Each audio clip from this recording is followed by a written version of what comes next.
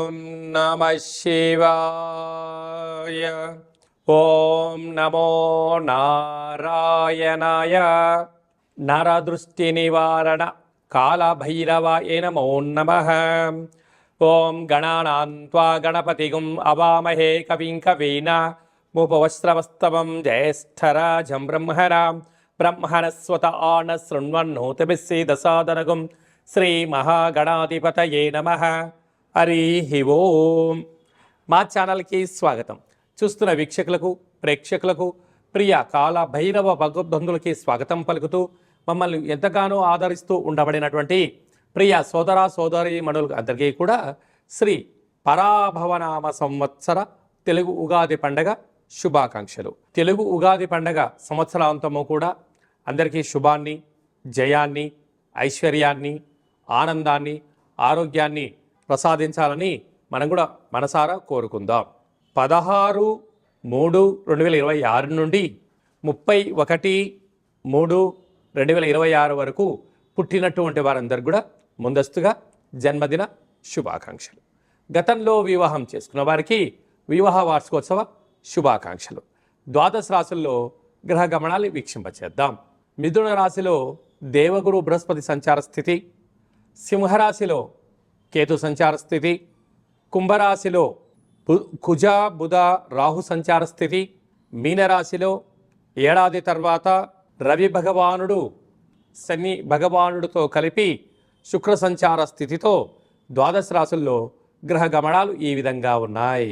ధనుసు రాశి వారికి ఒకవైపు అర్ధాష్టమ శని సంచార స్థితి జరుగుతూ ఉండగా ఏడాది తర్వాత రవి భగవానుడు శనితో కలిపి ఉన్నప్పుడు ఎలాంటి విపత్తులు ఉంటాయి, ఎలాంటి అనారోగ్య స్థితిని ఎదుర్కొని ఆనందకరమైన ఆరోగ్యకరమైన జీవితాన్ని ఎలా పొందాలో ఈ వీడియోలో సవివరంగా సంపూర్ణంగా తెలుసుకుందాం.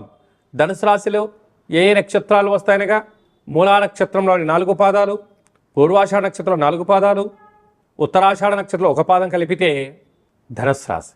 రాశాధిపతి దేవగురు బృహస్పతి.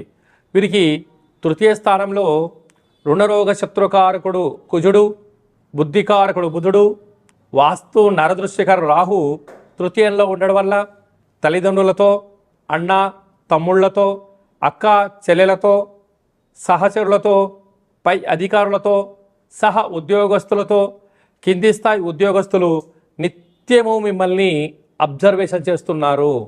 మీరు ఎక్కడ తప్పు చేస్తారా అక్కడ మీరు తొక్కేయడానికి ఎదురు చూస్తూ ఉన్నారు. కనుక ఇది రహస్య చర్చలకు సరైన సమయం కాదు అని చెప్పి కూడా మీరు గుర్తుపెట్టుకోగలగాలి.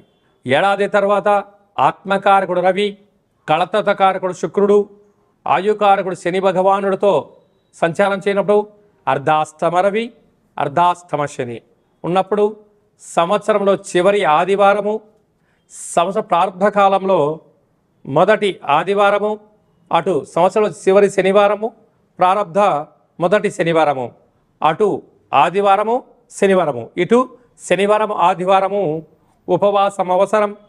వీలైతే సూర్య నమస్కారం, సూర్యభగవాన్కి అర్ఘ్యం వదిలిపెట్టుకోవడం, ఆసనాలు, ఉపవాస దీక్ష చేయడం వలన అనేక రకాలమైన దోషాలను తొలగించుకునే పరిస్థితి ఉంటుంది. లేకపోతే మనోవేదన, అంతర్గత శత్రు యొక్క ప్రభావము, యంత్ర సమస్యలు, సంచారంలో ఇబ్బందులు, వృత్తి ఉద్యోగ వ్యాపార కార్యక్రమ ఆటంకాలు, గృహ మార్పు, ఉద్యోగ మార్పు కనపడుతుందని చెప్పి గమనించాలి. సప్తమ గురు సంచార స్థితి ఉన్నప్పుడు ప్రేమికులకు కలిసి రావడం, ఉద్యోగస్తులకు ప్రమోషను, విదేశాలకు వెళ్ళాలని మీ కోరిక నెరవేరడము, అనేక రకాల కార్యక్రమాలలో నిత్యము అప్రమత్తత అవసరం అని చెప్పి కూడా గుర్తు పెట్టుకోగలగాలి. భాగ్యస్థానంలో కేతు సంచార స్థితి ఉన్నప్పుడు భూత భవిష్యత్ వర్తమానాన్ని ఎప్పుడు కూడా దృష్టిలో పెట్టుకొని మీరు ప్రయాణం చేయాలి. కనుక ఇలాంటి కాల సమయంలో తెల్లజిల్లడి యొక్క వృక్ష దర్శనము, సూర్యభగవాను యొక్క అర్ఘ్యము, శని భగవాను యొక్క ఆరాధన అవసరము. సాఫ్ట్వేర్ ఉద్యోగస్తులు, హార్డ్వేర్ ఉద్యోగస్తులు, టీవీ ఛానళ్ళలో పనిచేసేటువంటి వార్తల సేకరణ, వార్తలు ప్రజెంటేషన్ చేసేటువంటి వారు, ప్రచురణ రంగము, వాహన ప్రమాదాలు కార్యక్రమాలలో ఎంతో అప్రమత్తత అవసరమని చెప్పి గుర్తుపెట్టుకోగలగాలి. మార్చి మాసంలో ద్వితీయార్థంలో ముఖ్యమైన పండుగల గురించి క్లుప్తంగా సవివరంగా సంపూర్ణంగా తెలుసుకుందాం. 17వ తారీఖున సోమవారము తెలుగు సంవత్సరాదికి చివరి సోమవారము మాస శివరాత్రి సందర్భంగా మహాదేవుడికి రుద్రాభిషేకం చేసుకోవడము యోగదాయకం అని చెప్పి గమనించగలగాలి. అలాగనే 18వ తారీఖున బుధవారము అంటే మంగళవారంతో కూడుకున్నటువంటి అమావాస్య, బుధవారం రోజు కూడా అమావాస్య ఛాయలు కొనసాగుతూ ఉన్నాయి కనుక మనము తెలుగు సంవత్సరానికి చివరి అమావాస్య అవడం వలన ఇంట్లో కూష్మాండ దీపాన్ని వెలిగించుకొని ఇంటికి దిష్టి తీసి బయట వేయడము, చాకలి వారితో ఆశీర్వచనం తీసుకోవడం వలన సకల శుభం కలుగుతుందని చెప్పి గమనించాలి. అలాగనే మనకు 19వ తారీఖున శ్రీ పరాభవనామ సంవత్సరము ఉగాది పండగ ప్రారంభము. ఆ రోజు మనము మంగళ స్నానమును ఆచరింపచేసి షడ్రుచుల సమ్మేళనమైనటువంటి తీర్థప్రసాదాలు స్వీకరించడము, పంచాంగ శ్రవణము, దేవతా దర్శనము, తల్లిదండ్రులకు గురువులకు నమస్కారం చేయడము శుభసూచకం. అలాగనే మనకు 27వ తారీఖున శ్రీరామనవమి అనగానే రాముడి కళ్యాణంలో పాల్గొనడం వలన సకల శుభాలు ఐశ్వర్యం కలుగుతాయని చెప్పి గమనించాలి. అలాగనే మీ వ్యక్తిగత జాతకం తెలుసుకోవాలనుకుంటున్నారా? మీరు మీ యొక్క పేరు, పుట్టినటువంటి తేదీ, నెల, సంవత్సరం, పుట్టినటువంటి సమయం రాసి వాట్సాప్లో పంపించగలిగినట్లయితే 100 సంవత్సరముల జాతకాన్ని రాసి పంపించి మీరు పుట్టినప్పుడు గ్రహ గమనాలు ఎలా ఉన్నాయి, ప్రస్తుతం ఎలా ఉంటున్నాయి, రాబోయే కాలం ఎలా ఉండబోతున్నాయో సవివరంగా సంపూర్ణంగా తెలియజేయడం జరుగుతుంది. చాలామందికి పుట్టినటువంటి కాల సమయంలో డేటా ఆఫ్ బర్త్లు లేనటువంటి వారికి మీ పేరు యొక్క మొదటి అక్షరాన్ని అనుసరిస్తూ రాశిని తెలియజేస్తూ రాశి యొక్క స్థితిగతులను మనం తెలుసుకుంటూ అలాగనే రమణ శాస్త్రం ద్వారా అనగా గవ్వళ ద్వారా కాళభైరవ ఉపాసన చేత భూత భవిష్యత్ వర్తమానాన్ని తెలియజేయడం జరుగుతుంది.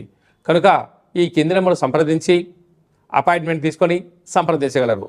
అందరికీ ఈ తెలుగు సంవత్సర ప్రారంభ కాల సమయంలో అందరికీ ఆయురారోగ్యాలు ప్రసాదించాలని శ్రీ రామచంద్ర స్వామి వారి యొక్క కళ్యాణ మహోత్సవ ఆశీస్సులను కోరుకుంటూ ఆశీర్వచనం.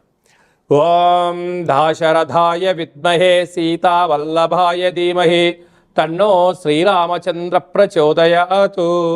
హరి ఓం. శతమానం భవతి శతాయు పురుష సతేంద్రియ ఆయుష్యేవేంద్రియే ప్రతిష్టతి. ధనం ధాన్యం బహుపుత్రలాభం శత సంవత్సరం దీర్ఘమాయు.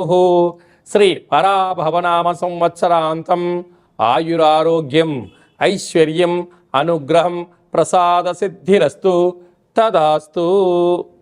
ఈ వీడియో మీకు నచ్చినట్టయితే లైక్ చేయండి, షేర్ చేయండి. మా ఛానల్ యొక్క ఆధ్యాత్మిక వీడియోలు అందరికన్నా ముందుగా మీరు చూడాలన్నట్టయితే గంట సింబల్ ప్రెస్ చేసి ఈ యొక్క భక్తి సమాచారాన్ని భగవద్బంధులకు, మిత్రులకు, స్నేహితులకు చేరవేసి హిందూ ధర్మాన్ని కాపాడండి.